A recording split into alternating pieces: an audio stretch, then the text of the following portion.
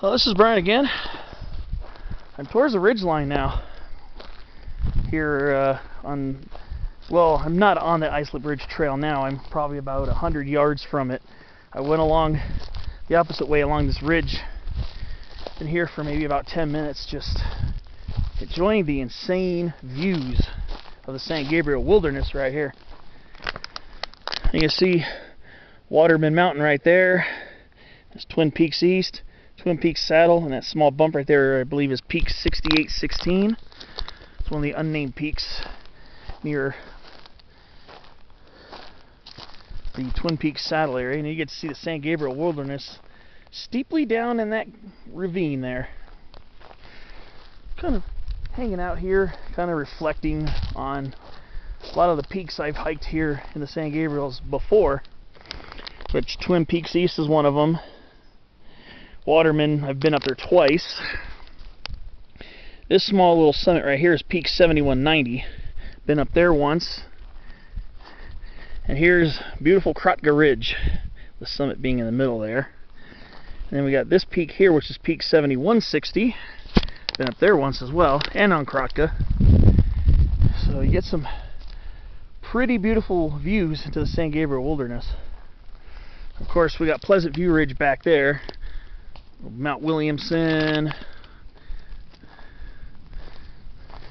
It's hard to see from here, but the peak over there is Goody Coons Peak.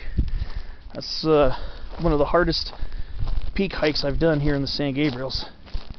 Twin Peaks being one of the hardest as well.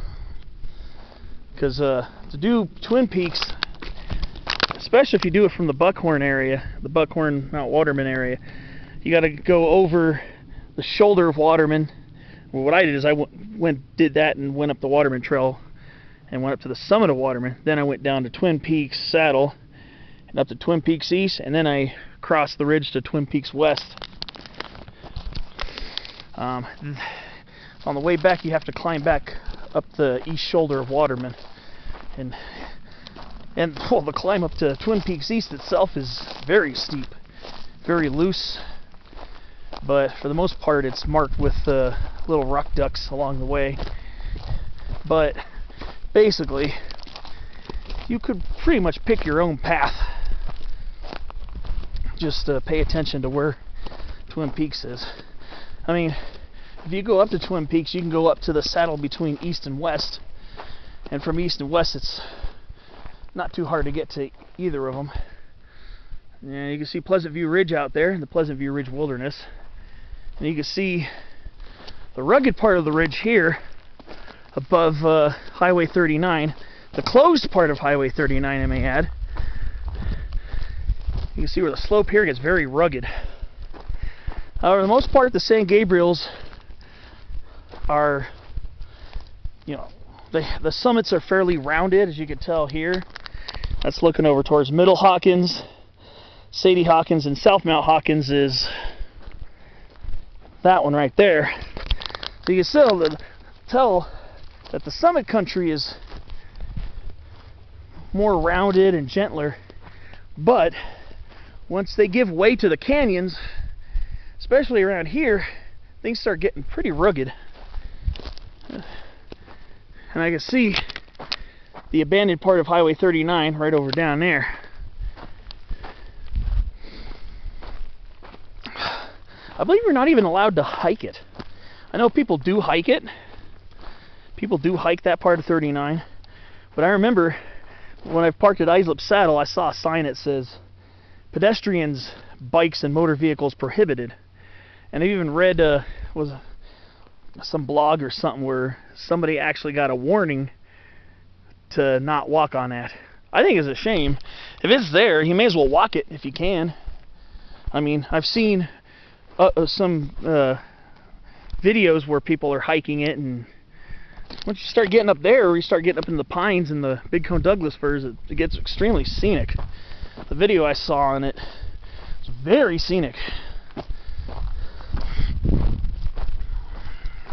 But here on this little ridge line here, we're maybe just a little bit above 6,000 feet.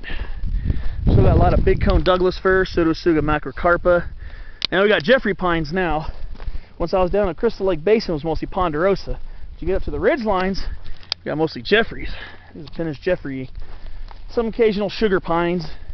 There's a pretty nice white fir over here too.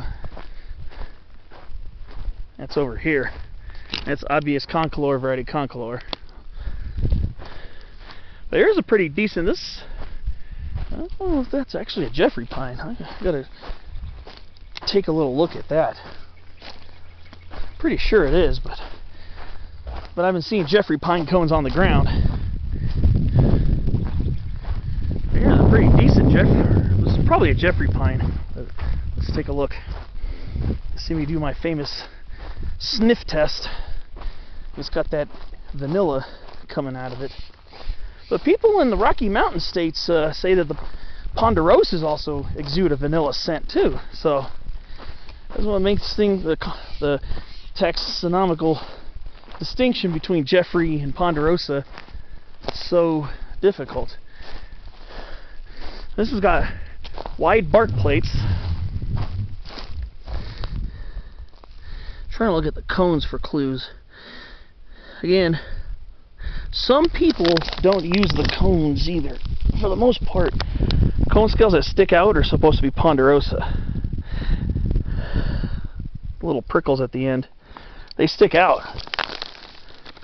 That would generally indicate this being a ponderosa pine right here. Usually, I'm more used to seeing ponderosas down in like basins and stuff like that.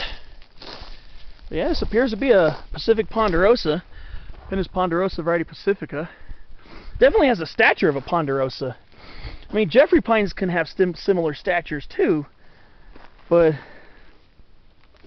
seems that the ponderosas tend to be a little narrower and a little more pointed on the top, especially when comparing with Jeffrey pines, which tend to get a little less pointy at the top. I mean, that's not an end-all be-all diagnosis. Most of these here are Jeffrey pines, and they are, but you can tell they're a little broader on top. But yeah, this appears to be a Pacific ponderosa. Other taxonomists call it Pinus ponderosa subspecies benthamiana. That's a pretty decent size tree. It's probably about 130 feet tall. It's a beautiful tree, that's for sure. Looks like a pretty cool ridgeline. I'm glad I kind of broke off the path for a few minutes to check it out. I think I saw this tree on the way up. I assumed it was a Jeffrey pine, because a lot of the trees on the ridgeline, tend to be more Jeffreys. Like I said, ponderosas are more in low, like bottomlands and gentler areas. But here, yes, the bark's more color like a Jeffrey pine. It's got that cinnamonish tinge, but the cones definitely look like a ponderosa. I mean, it's kind of up in the air. I'm beginning to think this is a ponderosa, but regardless, this is a beautiful tree. Very beautiful tree. Nice size one too. And there we go. It's looking over towards Hawkins Ridge again. Windy Gap is through the trees there, way off in the cut. But so now I'm just going to follow this ridge line back to the trail, and I'm going to follow the trail along the ridge line. Just had to come over here. Summited a small little hill, small summit. Now I'm going to get back to business. So I'll see you at the next stop. Who knows? She'll be along the way for part 3.